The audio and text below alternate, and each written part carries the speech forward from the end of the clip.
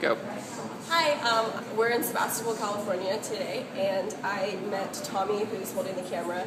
He started talking to me about his relationship with beverages over the seasons, and I found it really interesting, so I wanted to share that with you today. So I'm going to turn the camera around and have him talk to you a little bit about that. This is Tommy. Hey, I'm Tommy.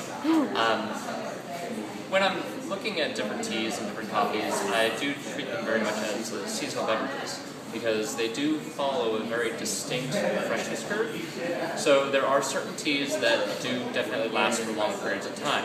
Certain coffees also last for a fair amount of time. You can store green coffee for a good 6 months. Certain black teas can be good for up to 2 years, and certain pu'er teas, which are intended for aging, those improve for 15, 35 years. But there are certain ones that are distinctly ephemeral, and you can really savor the taste of the season by following the freshness curve as you go along throughout the year. There are certain teas, such as the Phoenix oolongs, which have a flush that comes out right around January is when they're going to be starting to arrive in America. So you can get a really great, light-tasting dancong, or dancong, however you want to pronounce it, Phoenix oolong.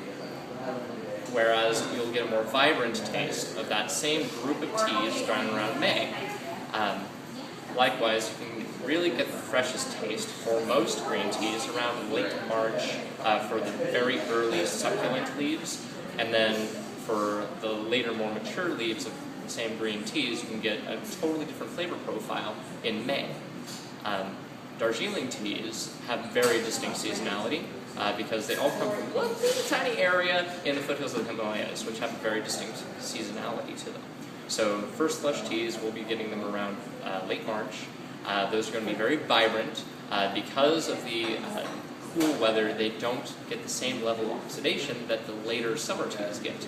So those later teas are going to be arriving in May, June, and then the next flush from the monsoon, and then the final flush from autumn, which are actually coming in right now, are all going to have a more mature flavor set, much more woody, much more floral, much more fruity.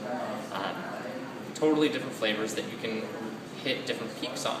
In those valleys between these peaks, that's when I switch back over from tea over to coffee. And I enjoy the new fresh coffees that come in mostly around late May here.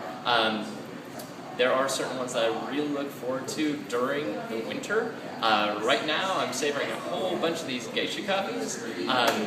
These really eclectic, delicious, but lightweight coffees that are from a very low-yield cultivar.